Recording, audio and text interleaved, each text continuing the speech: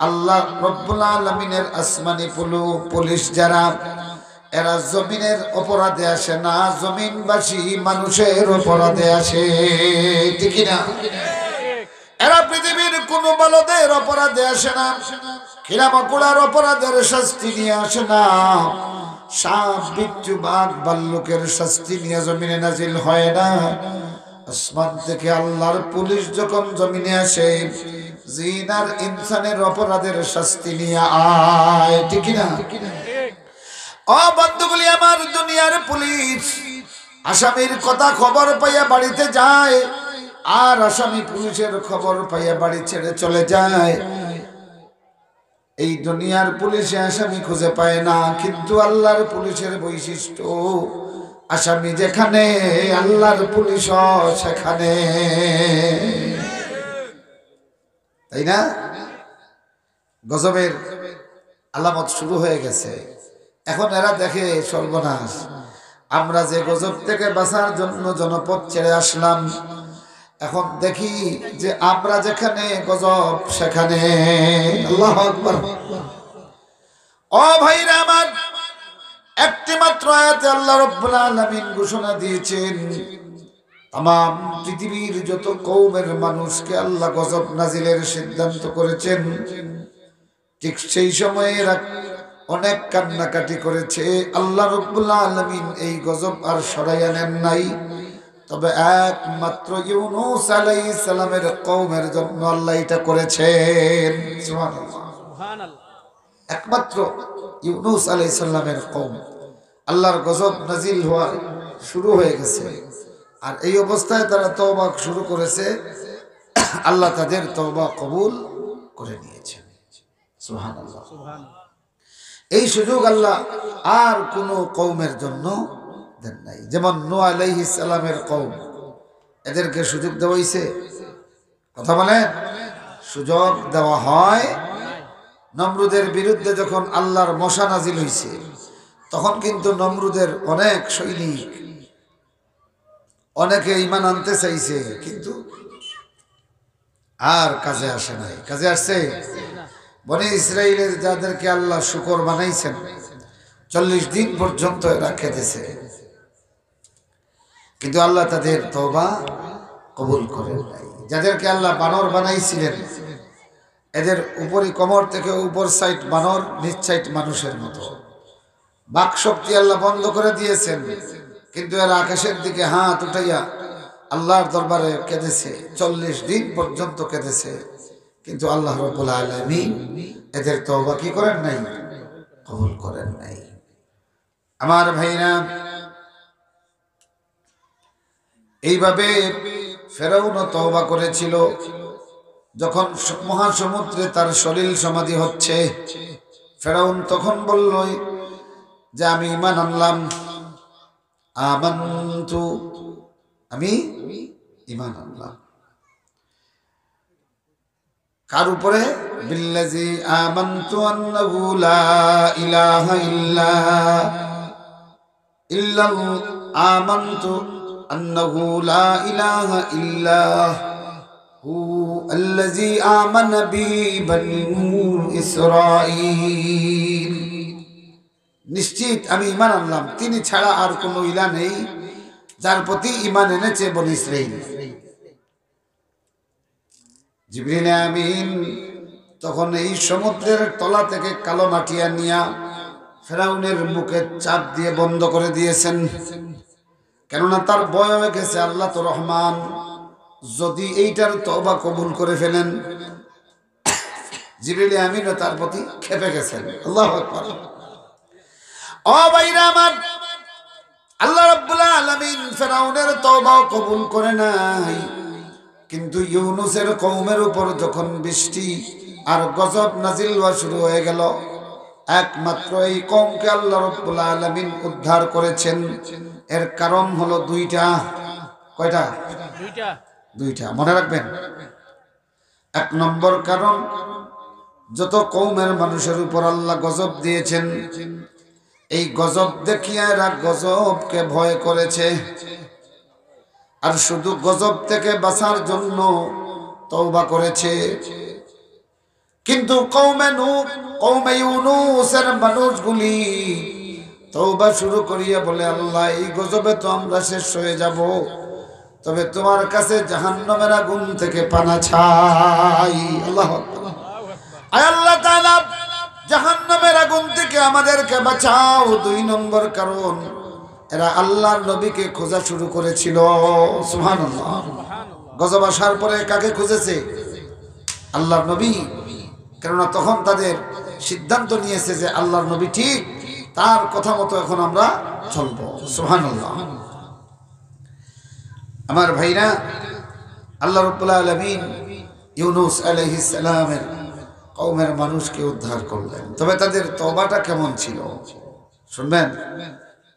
আল্লাহর নবী বলেন, ইউনূস আলাইহিস সালামের কওমের মানুষগুলো, নারী আর পুরুষগুলো সিজদায় মাথা নিয়ে যখন খোঁজাখুঁজি করিয়া ইউনূসকে পাইল না, খোঁজাখুঁজি শুরু করলো। শেষ পর্যন্ত নিজেরাই মওলার দরবারে সিজদায় পড়ে এমন ভাবে কান্না শুরু করলো, জাহান্নামের আগুনের ভয়ে কান্না শুরু করলো। আল্লাহু আকবার। জাহান্নামের আগুনের ভয়ে তারা কান্না শুরু করে দিল। কাঁদতে কাঁদতে অবস্থাটা এমন হলো, একটা মা তার অবুঝ শিশুটা কুলে নিয়ে যখন সিজদায় কান্দে, মায়ের কান্না দেখিয়া এই অবুঝ শিশুটা পর্যন্ত মাটির সঙ্গে কপাল লাগাইয়া কান্না শুরু করে দিয়েছে। মানুষের কান্না দেখিয়া তাদের গৃহপালিত পশুগুলি পর্যন্ত ঠোঁট জমিনে লাগাইয়া কান্না শুরু করে দিয়েছিল। এই মানুষের কান্নার আওয়াজ, নির্বাক পশুদের কান্নার আওয়াজ সব মিলিয়া এক বিশাল কান্নার মাহফিল তৈরি হলো, যার আওয়াজ কয়েক মাইল দূর থেকে শোনা গেছে। আল্লাহ পাক ধীরে ধীরে গজব সরাইয়া দিল। আল্লাহু আকবার বলেন।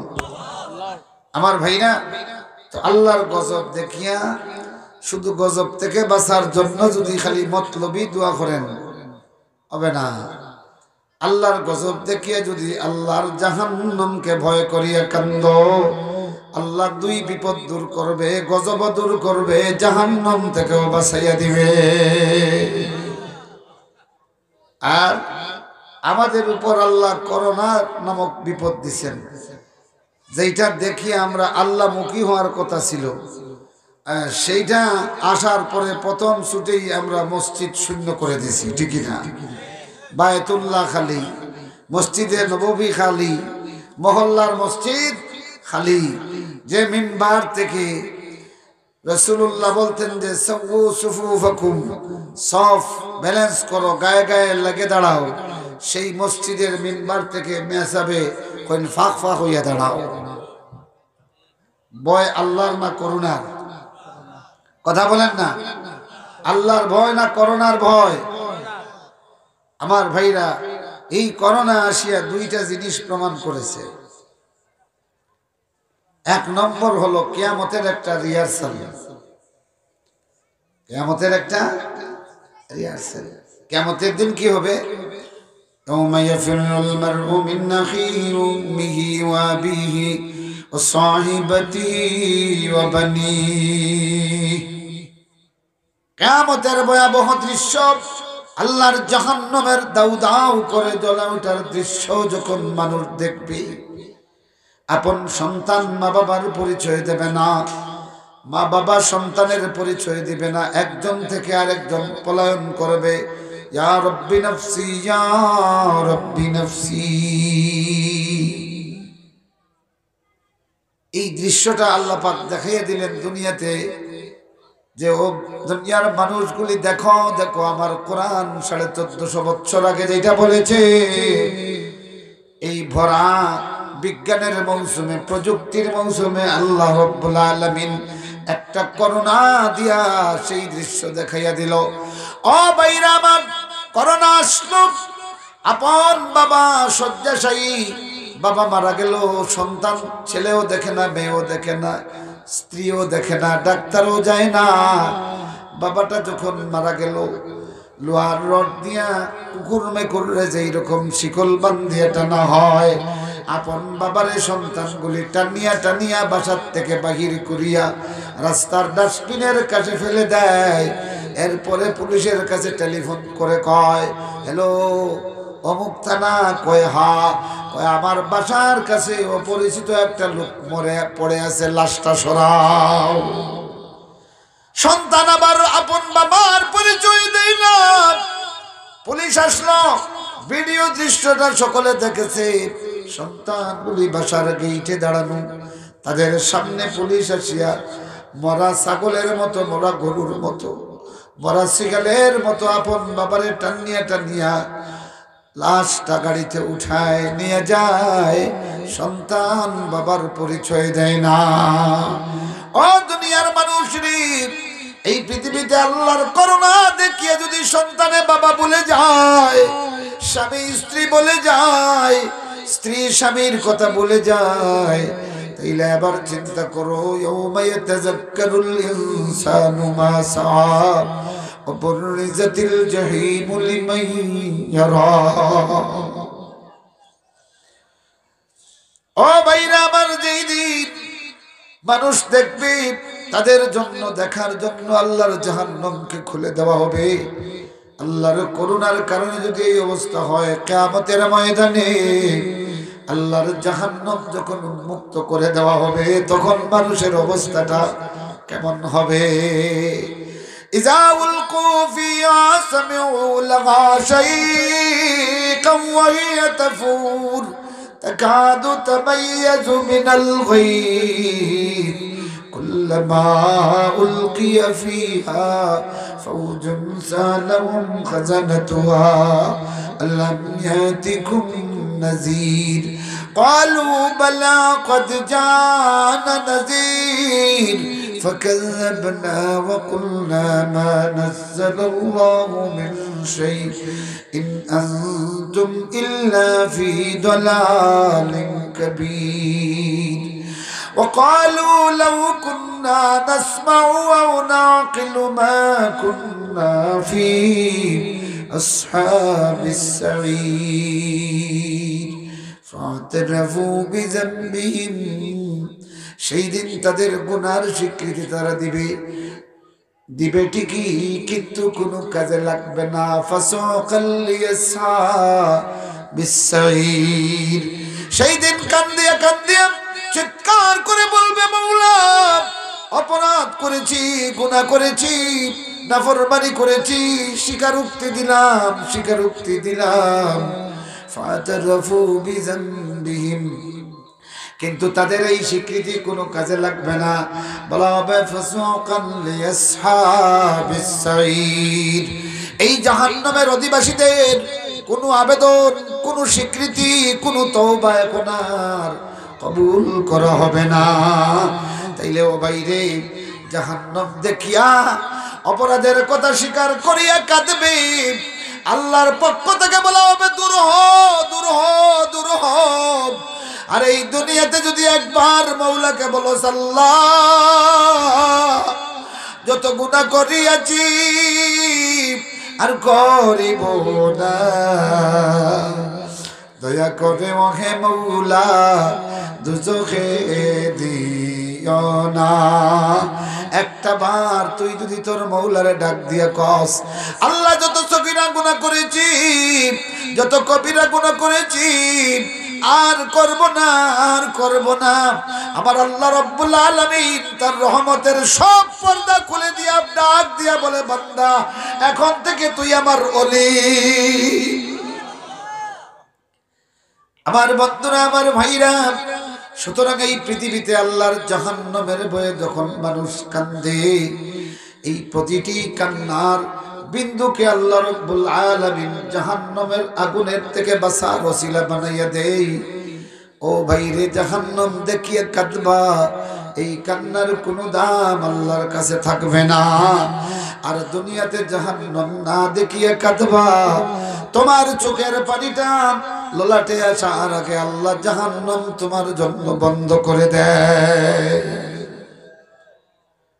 আমার ভাইরা, আমার বন্ধুরা, তো আমি বলছিলাম করোনার কথা মনে আছে নি?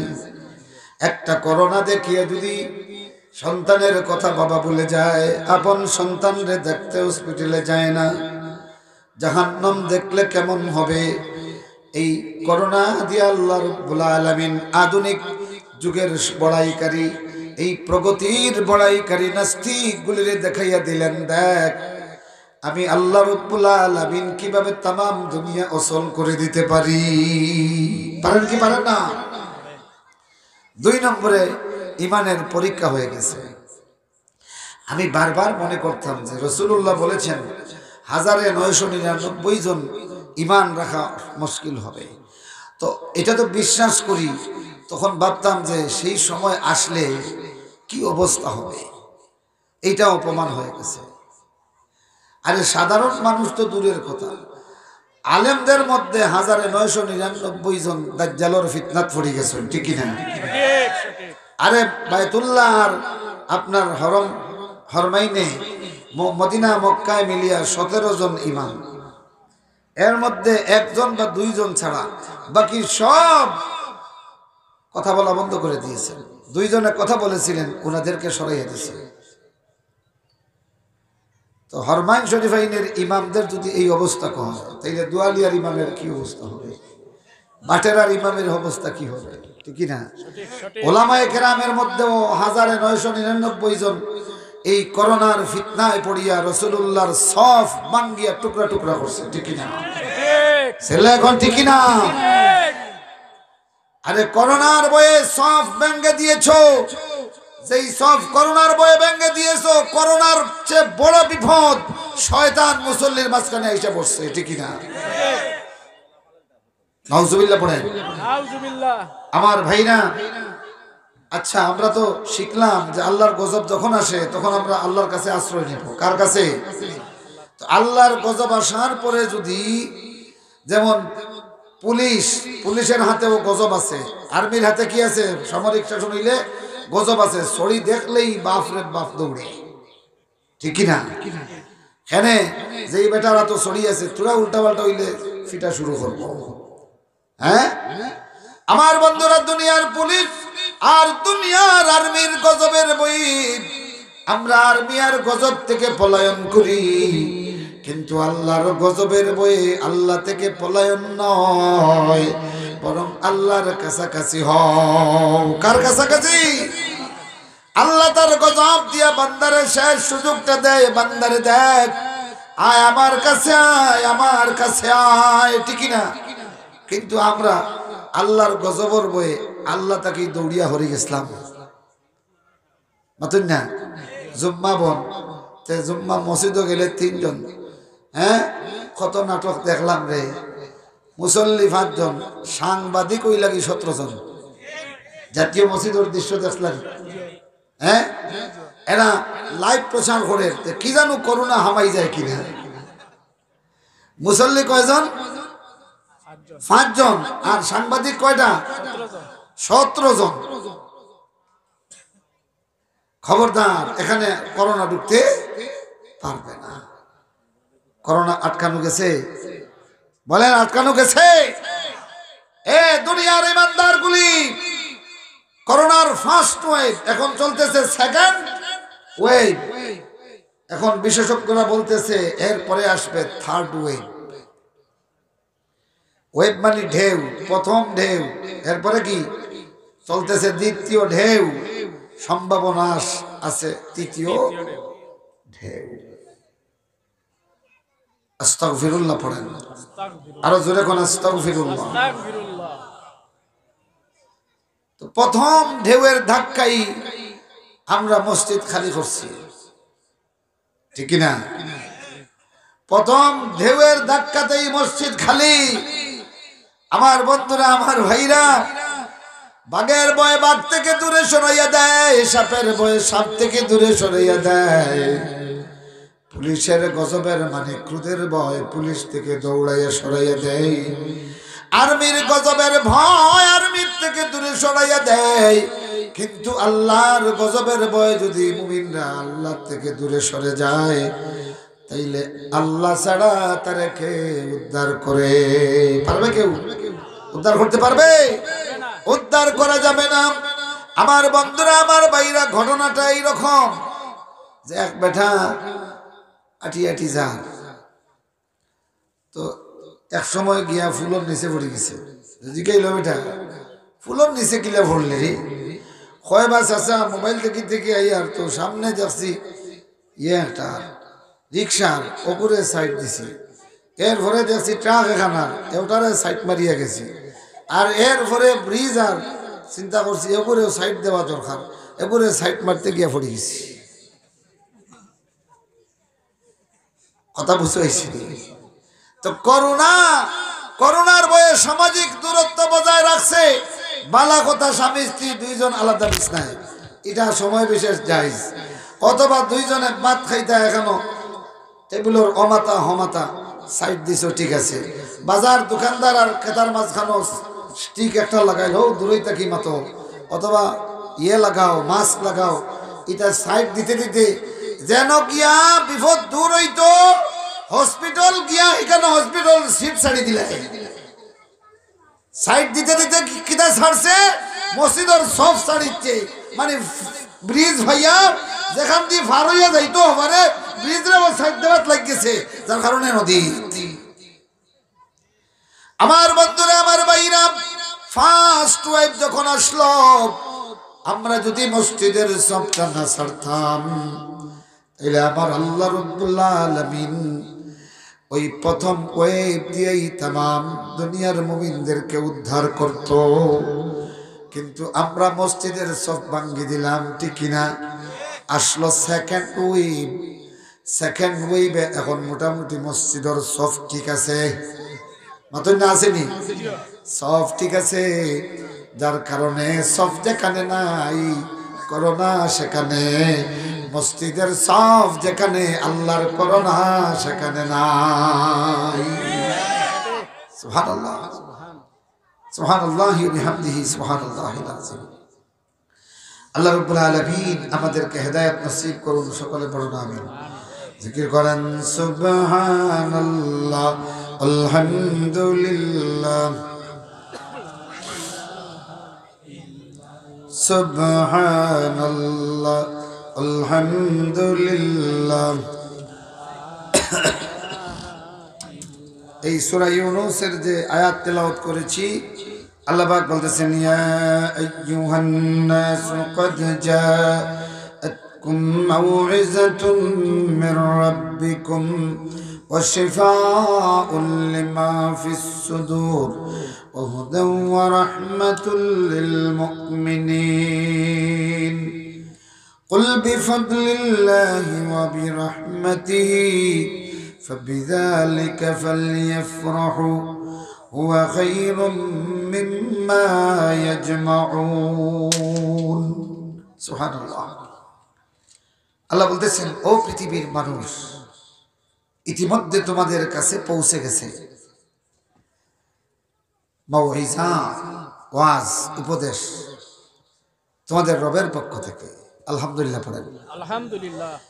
আল্লাহ বলতেছেন, ও পৃথিবীর মানুষ, ইতিমধ্যে তোমাদের রবের পক্ষ থেকে তোমাদের কাছে ওয়াজ এসে গেছে, ওয়াজ এসে গেছে। ও শিফাউল লিমা ফিস সুদূর, আর যা কিছু অন্তরে আছে, কল্পকে নষ্ট করে যা কিছু, এইগুলির আরোগ্য ইতিমধ্যে তোমাদের রবের কাছ থেকে এসে গেছে। সুবহানাল্লাহ। ওয়া হুদাম ওয়া রাহমাতুল লিল মুমিনিন, এবং এসে গেছে হেদায়েত, এসে গেছে মুমিনদের জন্য রহমত। আমিন বলেন। আমিন। আল্লাহ বলেন, ও নবীজি তুমি ঘোষণা করে দাও, বিফাদলিল্লাহি ওয়া বিরহমাতিহি, আল্লাহর এই ফজল, আল্লাহর এই দান, আল্লাহর এই রহমতের কারণে ফাবিযালিকা ফালইফরাহু, যাদের কাছে পৌঁছেছে তারা যেন আনন্দিত হয়। তারা কি হয় ছেলে, এখন তারা কি হয়? তারা যেন খুশি হয়। তারা কি হয়?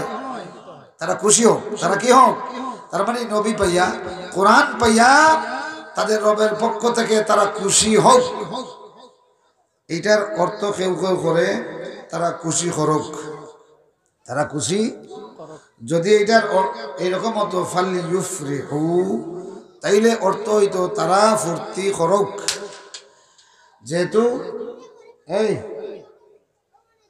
যেহেতু এখানে এসেছে ফালইয়াফরাহু, তার মানে হলো তারা খুশি হোক। খুশি করা আর খুশি হওয়া এক জিনিস, আনন্দ করা আর আনন্দিত হওয়া এক জিনিস নেই।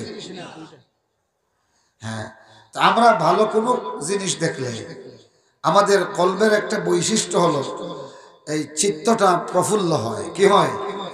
প্রফুল্ল হয়। এই প্রফুল্লতা, এই সতেজতা আমাদের কথায় কাজে প্রকাশ হয়, ঠিক কি না? আমরা অনেক সময় আনন্দিত হই, কিন্তু আনন্দ দেখা যায়। আপনি যদি করেন আমি খুব খুশি হয়েছি, আপনার খুশি দেখাই দিবনি যে আপনার খুশি এটা দেখাও কাছে পারবেন নি। তাইলে এটা কলবের বিষয়। কিসের বিষয়? কলবের বিষয়। আমাদের দেশের কিছু ভাই আলেম নামদারি, এরা এই আয়াত দিয়া বলে আল্লাহর ফজল মানে মুহাম্মদুর রাসূলুল্লাহ, আর রহমত মানে হলো রাসূলুল্লাহ। তো আল্লাহ বলতেছেন যে রাসূলুল্লাহ আর রেফাইয়া তোমরা ফুর্তি করো। তো এই ফুর্তি করতে হইলে ঈদে মিলাদুন্নবী উদযাপন করিয়া, জশ্নে জুলুসে ঈদে মিলাদুন্নবী করিয়া তারা ফুর্তি করে। ফুলর মালা দিয়া ফিরলে আপনার হাজাইয়া, এরপরে গাড়ি বয়াইয়া, এরপরে ফুল দিয়া ছিটাইয়া তারা ফুর্তি করে। নাউজুবিল্লাহ হুকা।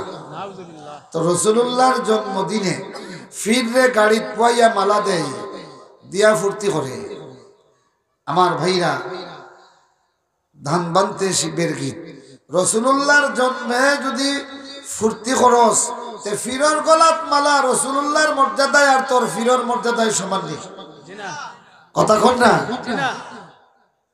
তোর ফিরের মর্যাদা রাসূলের মর্যাদা কি সমান? আমার ভাইরা, এটার ভুল অর্থ করে কয় ফুর্তি করো। আল্লাহ কইছেন ফালিয়াফরাহু, তারা ফুর্তি করুক। কিন্তু লাজিম আর মুতাআদ্দি যারা মাদ্রাসায় পড়েছেন তারা জানেন, সাহায্যকারী হওয়া আর সাহায্য করা, সাহায্য করানো আর সাহায্য করা দুই জিনিস নাই। সাহায্য করানো মানে আরো জনকে হইয়া করাইছে, সাহায্য করাইছে। আর সাহায্য করেছি মানে আমি নিজে দিয়েছি। আরবিতে কিছু জিনিস আছে লাজিম মুতাআদ্দি। কথা বুঝেছেন? যেমন কেউ যদি কয় যে আমি শুনছি, তাইলে এক অর্থ। আর যদি কয় আমি শুনাইছি, এক অর্থ হইব না। তাহলে খুশি হও। আল্লাহ বলতেছেন ফালিয়াফরাহু, তারা খুশি হোক। তারা খুশি না খুশি করুক। যদি বলতেন ফালিয়াফরাহু না বলে ফালইউফরিহু, তাইলে অর্থ হতো তারা ফুর্তি করুক। তাইলে বোঝা গেল খুশি হওয়া এটা শুধু কলবের বিষয়। কিসের বিষয়? আর ফুর্তি করা এইটা কলবের বিষয় নয়, শুধু বাহ্যিক কিছু আমল আছে। কি আছে? আমল আছে। আমার ভাইরা, তো এই বন্ধুগুলি রাসূলের মহব্বতর ঠেলায় অবস্থা এমন হয়েছে যে মহব্বতর ঠেলায় তাফসীর পড়াও বাদ দিয়েছে। মহব্বতর ঠেলায় তাফসীর পড়া বাদ। এখন আপনারা বলেন, মহব্বতর ঠেলায় যদি তাফসীর পড়া বাদ দেয়, তাইলে রাসূলুল্লাহর মহব্বত ঠিক মতো করতে পারবো? হ্যাঁ?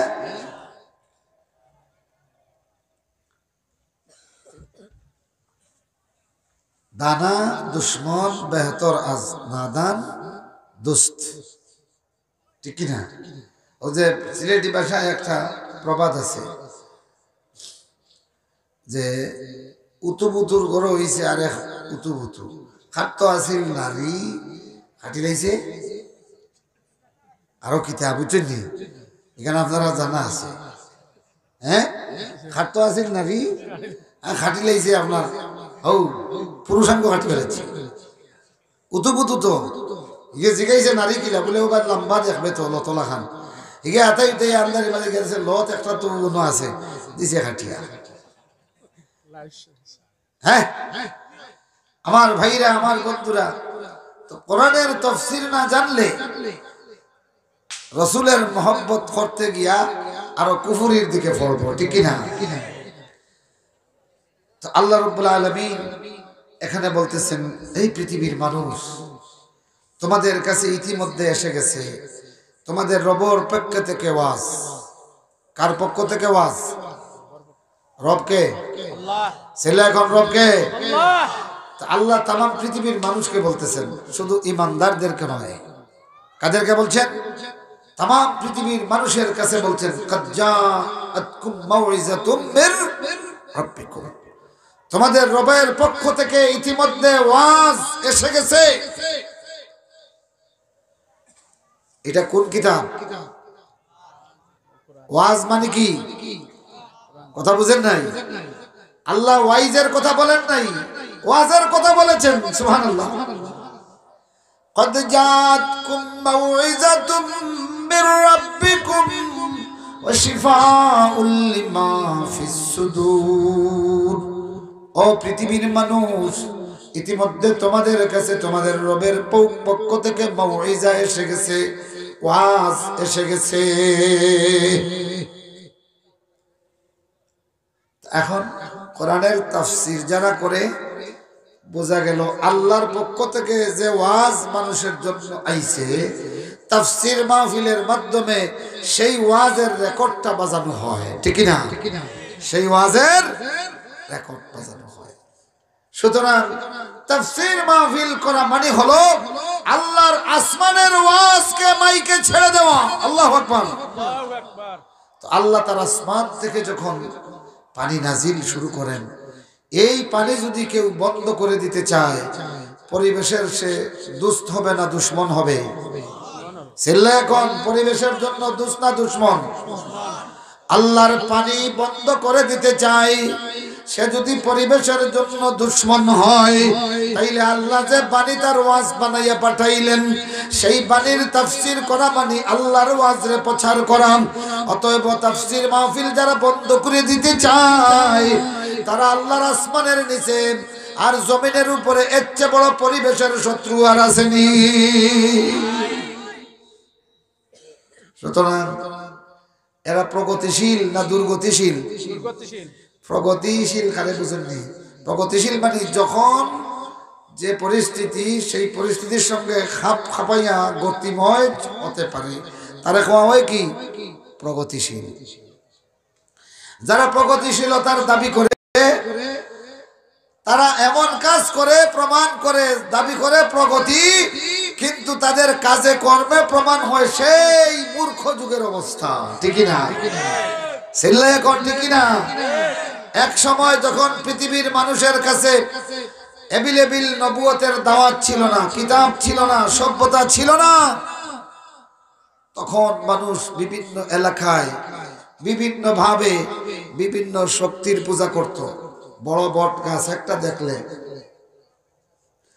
এইটার কাছে গিয়ে অর্চনা করত। তাদের ধারণা এইটা অর্চনা করলে বাকি সব গাছ তাকে রহমত পাওয়া যাইব, যেহেতু এটা সাইডে উঠা।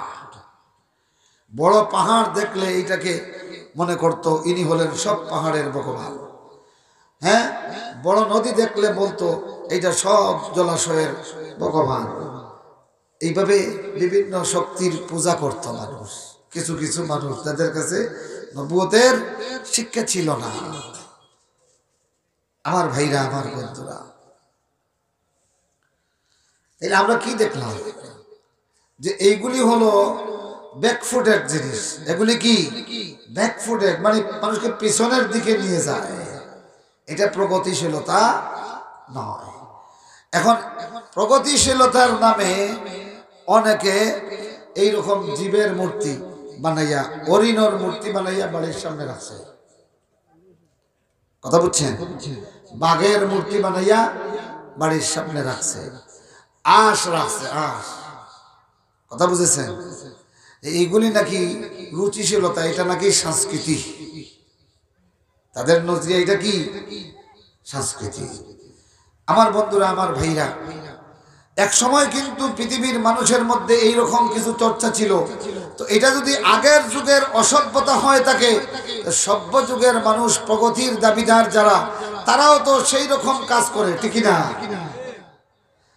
আমার বন্ধুরা, প্রগতিশীলতা যদি দেখতে চাও, আল্লাহর সৃষ্টিকুলের মতো প্রগতিশীল আর কোনো কিছু হতে পারে না, ঠিক না? যেমন আল্লাহর মৌসুম গুলা দেখেন কত গতিময়। হ্যাঁ, আমার টাইম কত হয়েছে?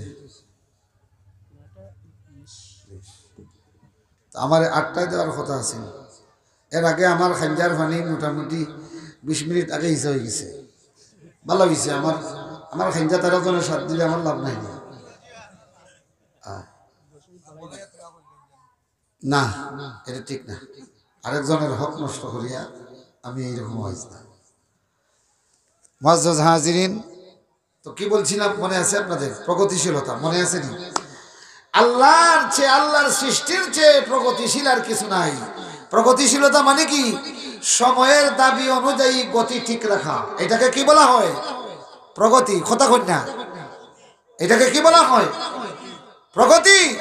সময়ের চাহিদার অনুযায়ী গতি ঠিক রাখা। যখন 40 দরকার তখন 40 গতি, যখন 80 দরকার তখন 80 গতি, এটাকে প্রগতি বলা হয়। আমার ভাইরা, সেই আদিকাল থেকে আল্লাহ পাক তার সৃষ্টিটাকে প্রগতিশীল করেছেন। যেমন দেখেন, বৈশাখ মাস, জ্যৈষ্ঠ মাস আসলে কিছু ফল পাওয়া যায়, এটাকে আমরা মধু মাস বলি। লেচু, আম, কাঁঠাল, এই মিষ্টি ফলে ভরপুর না? কোন মাস? জ্যৈষ্ঠ, আষাঢ়, বৈশাখ, এগুলি, ঠিক না? এইভাবে এই যে মৌসুমটাকে আল্লাহ এমন করেছেন, আর মৌসুমের সাথে বৃক্ষ রাজি দিয়েছেন যে যেই সময় যেটা প্রয়োজন সেই বৃক্ষ থেকে সেইটা পাওয়া যায়। আল্লাহু আকবার। তাইলে আল্লাহ আপনারা বাড়ির আশেপাশে আল্লাহর সৃষ্ট আম গাছটা প্রগতিশীল, ঠিক না? আপনার বাড়ির কাছে খেজুর গাছটা প্রগতিশীল, আপনার বাড়ির কাছে কাঁঠাল গাছটা প্রগতিশীল, আপনার বাড়ির কাছে জমিটাও প্রগতিশীল। এর কাছে যখন গম দিবেন, গমের সময় গম, রবি শস্যের সময় রবি শস্য, হ্যাঁ, পানির সময় পানি। আল্লাহর জমিনটাও প্রগতিশীল, ঠিক না? শুধু আল্লাহর মোল্লাটা ওই লগি দুর্গতি না, তুই না? ও ভাইরা আমার, আল্লাহর সূর্য কেমন আল্লাহ বলেন এই সূরাতে বলতেছেন, ইখতিলাফিল লাইলি ওয়ান নাহার। আল্লাহু আকবার, আল্লাহু আকবার। আমার আল্লাহ রাব্বুল আলামিন আসমান, এই আবহাওয়ার নিচে, বাতাসের নিচে যতটা জমিন আছে, কখন কত মাত্রার ফারেনহাইট ডিগ্রির তাপ হবে ততটুকু দিচ্ছেন। কোথায় 0 সেলসিয়াস হওয়া দরকার সেটাও দিচ্ছেন। তাপমাত্রা কখন কমবে কখন বাড়বে, শীতকালে কতটুকু দিনে থাকবে, শীতকালে কতটুকু রাত্রে থাকবে, এই মাত্রাটা নির্ণয় করেছেন কে? আর সময়ের অনুযায়ী, সময়ের তাল অনুযায়ী এই ব্যবস্থাপনাটা চলতেছে। তাইলে আল্লাহর সময়টাও তো প্রগতিশীল, ঠিক না? আল্লাহর চাঁদের মধ্যে প্রগতি, আল্লাহর সৌর বিদ্যুতের মধ্যে প্রগতি। এখন যখন পৃথিবীর মানুষের কাছে জন্য সূর্যের তাপ থেকে বিদ্যুতের প্রয়োজন হলো, আল্লাহর সূর্য আগের মতো ঠিক আছে, কিন্তু সেখান থেকে আমরা সৌর বিদ্যুৎ পাই কি পাই না? তাইলে আল্লাহর সূর্যটা প্রগতিশীল কিনা? ও ভাইরা আমার, এই গোটা কায়নাতের মধ্যে আল্লাহর প্রগতি বিদ্যমান আছে। পৃথিবী যখন এগিয়ে যায় যেভাবে, আল্লাহ রব্বুল আলামিন তখন সেই রকম মানুষ দেন, ঠিক না? এটা কার প্রগতি? আল্লাহ রব্বুল আলামিন প্রগতি দিয়েছেন। এখন প্রগতিশীলতার দাবি করিয়া যদি আল্লাহর বিধান ছেড়ে দেয়, তাইলে এখানে আর প্রগতি থাকবো না, মাতুই না? এখানে আর প্রগতি থাকবে না, বরং এটা মুরগি হয়ে যাব। কি হইব? মুরগি। এর মুরগির কিচ্ছা বেটায় টেলিভিশনও মুরগির একটা কাহিনী হইছে, খুব ভালো লাগছে, বুঝছেন? ইগিওয়ালা খান বাড়াবাড়ি করতে করতে এর মাঝে যখন চলাফেরা বেশি বেজুত হয়ে গেছে, খালি হে যাতে মুরগি ময়ূরুল খান ফাল দেয়, যাতে মুরগি ময়ূরুল খান কি ফাল দেয়। মালিকে যখন দেখলো যে এগুলোর বাপ সাপ বালা নাই, একদিন দরিয়াও বিসমিল্লাহি আল্লাহু আকবার। আমার বন্ধুরা, আমার ভাইরা, আল্লাহর আইনের মতো প্রগতিশীল আইন আর পৃথিবীতে হতে পারে না। আল্লাহর কোরআনের মতো প্রগতিশীল কিতাব আর হতে পারে না। 1450 বছর আগে আল্লাহর কিতাব যে বিজ্ঞানের কথা বলেছে, 1450 বছর পরে বিজ্ঞান এইটা আবিষ্কার করছে। আবিষ্কার করিয়া কয় এটা আমরা বাইর করছি।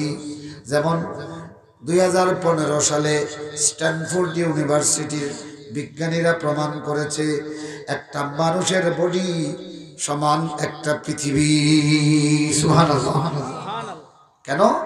যে মানুষের আনাসির মৌলিক উপাদান আর মাটির মৌলিক উপাদান হুবহু সমান।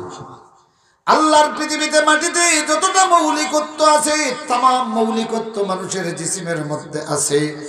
এটা তারা প্রমাণ করিয়া এখন কয় আমরা বিজ্ঞান পাইছি। বিজ্ঞান, হ্যাঁ? আর এর চেয়ে 1000 বছর আগে আল্লাহর কোরআন বলে দিয়েছে মিনহা খালাকনাকুম ওয়া ফিহা নুঈদুকুম ওয়া মিনহা নুখরিজুকুম তারাতান উখরা। আল্লাহু আকবার বলেন। তথা হইতে তোমাদেরকে তিনি সৃষ্টি করেছেন। আল্লাহ বলেন আমরা তোমাদেরকে মাটি থেকে সৃষ্টি করেছি, আবার তোমাদেরকে মাটিতে ফিরিয়ে নিব, আবার মাটি থেকে উঠাবো। আল্লাহু আকবার। তো এইটা কোরআন কত বছর আগে বলছে? 1450 বছর। আর এরা 2015 সালে এটা কইয়া পাইছি বিজ্ঞান পাইয়া গেছি। তো আমি বলি কি পাইছো? বড়ই গাছের নিচে ফাঁকনা বড়ই ফরছে, অবু ফাতার হেরে আসিল লুকাইল, হিগিয়ে পাইছে না, তুমি তো খাইয়া পাইছো। বড়ই গাছ বুঝেন তো?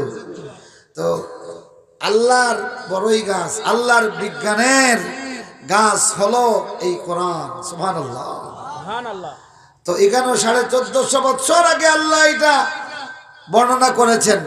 এখন এই বেটা 1450 বছর পরে এটা খুঁজিয়া ভাইয়া এটা আমার যারা ছোট বাচ্চা হলে দৌড়িয়া বড়ই গাছের তলে যায় না নি? খেনে যে আগে গেলে আগে ফাইব গেও এটা আমার, এগে আমার, যে যেটা ফাই টাকা আমার। তো আসলে বড়ই গাছের তলে যেটা ফাইল এটা তার নি না বড়ই গাছের মালিকর? তো বর্তমান বিজ্ঞান হলো আসলে এই আল্লাহর জ্ঞানের বড়ই গাছের নিচে কতদিন বাদে বাদে একটা ফাইয়া কয় বত্তা ফাইলিছি, কিন্তু আস্তা গাছ এখনো রয়েছে। সুবহানাল্লাহ পড়েন, সুবহানাল্লাহ পড়েন। এক মৌসুমের একটা বড়ই পাইছ, এই মৌসুম আবার আসবে, আবার বড়ই ধরবে, ঠিক কিনা? আমার বন্ধুরা, আমার ভাইরা, আল্লাহর বড়ই গাছ প্রগতিশীল, ঠিক কিনা? যখনই সময় আছে, সময়ের চাহিদাও নাই, এই বড়ই গাছ বড়ই ফল দেয়, কমলা গাছ কমলা ফল দেয়, এরপরে লেচু গাছ লেচু ফল দেয়, কাঁঠাল গাছ কাঁঠাল ফল দেয়। আল্লাহর সৃষ্টি যদি প্রগতিশীল হয়, বান্দাটি তুই যদি প্রকৃত প্রগতিশীলতা হাসিল করতে চাস, তাইলে আল্লাহর কোরআনের বিধান ছাড়া দুর্গতি হবে, প্রগতি হবে না, ঠিক না? আল্লাহর কোরআনের আইন ধারণ কর, আল্লাহর কোরআনের আইন ধারণ করিয়া বিশাল বিশাল কক্ষপথে, বিশাল বিশাল কক্ষপথে বড় বড় তারকারে যে চলতেছে, কোনো বিশৃঙ্খলা নাই। আমার ভাইরা আসো, এই তরুণ গুলি আসো, আল্লাহর কোরআনের হেদায়েত আর সবক গ্রহণ করি। যদি করো তাইলে এমন প্রগতিশীল হবে, যেই প্রগতিশীলতার রেজাল্ট হবে আল্লাহর জান্নাত, যার চেয়ে অভিজাত এলাকা আর কোথাও হতে পারে না, ঠিক না? আল্লাহর জান্নাতের চেয়ে আধুনিক আর কিছু আছে? নাই। তো তুমি যদি আসলে স্মার্ট হতে চাও, তাইলে আল্লাহর গতিময় কিতাবকে অনুসরণ করতে হবে, ঠিক কিনা? আর স্মার্ট হওয়ার জন্য পৃথিবীর মানুষ যত পোশাক ধরেছে, 1 বছর 2 বছর পরে এই পোশাকের মডেল চেঞ্জ হইয়া আরেকটা আইছে, ঠিক কিনা? কথা বলেন, ঠিক কিনা? এক সময় মানুষে লেগ এলিফ্যান্ট ব্যবহার করতো। লেগ এলিফ্যান্ট বুঝছেন? খমর মোটা, আঁটুর গেছে ছোট, আর ফা হইল 8 লাখান। ফাউলিছেন নি? এই সময় এটা যেটা ফিন্দিটা আর আটি তো আর আগে বাড়িয়েই তো আর মাথা খেতে লেগ এলিফ্যান্ট মানে হাতি মার্কা ফাওয়ালা ফ্যান ফিন্দিছে বেটায়, সাধারণ কথা নেই। কিন্তু এখন যদি ইগু ফিন্দে এই বাই আটে তে হুরুতা কইব এই দেয়া এক বুত যা, ঠিক না? আমার বন্ধুরা, আমার ভাইরা, এই দুনিয়ায় স্মার্ট হওয়ার জন্য কত ডিজাইন আসে, কত মডেল আসে। কয়েকদিন পরে এই ডিজাইন, এই মডেলটা হাসির পাত্র হয়, হয় কি হয় না?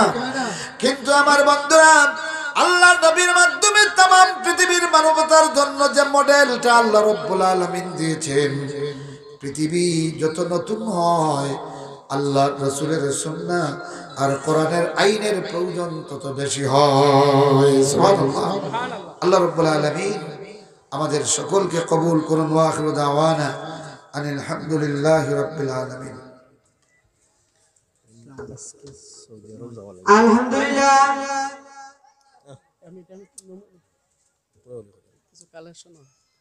এখন তো সময় নাই। আচ্ছা, আলহামদুলিল্লাহ। আল্লাহ সুস্থ রাখতে রোজা হওয়ার তৌফিক দিতে। নাম কি? নাম কি? শাহিনা ওয়েলা চার সন্তান বাতিসা। আচ্ছা, শাহিন আহমদ। এটা বন্ধ করলো।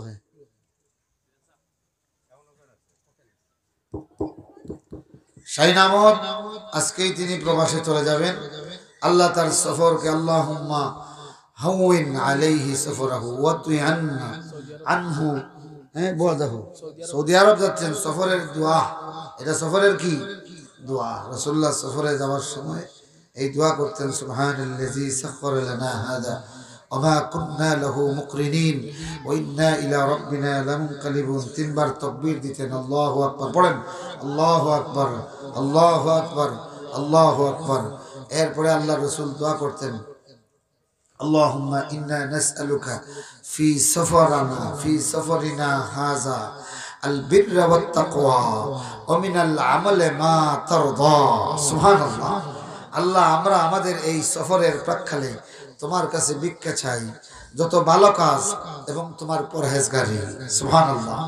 ওয়া মিনাল আমালি মা তারদা, এবং সব ভালো কাজ, এমন কাজ যেন এই সফরে করি যাতে তুমি খুশি হও। সুবহানাল্লাহ। আলহামদুলিল্লাহ পড়েন। আল্লাহ তোমার এই বান্দার সফরকে কবুল করো। সকলে পড়ুন আমিন।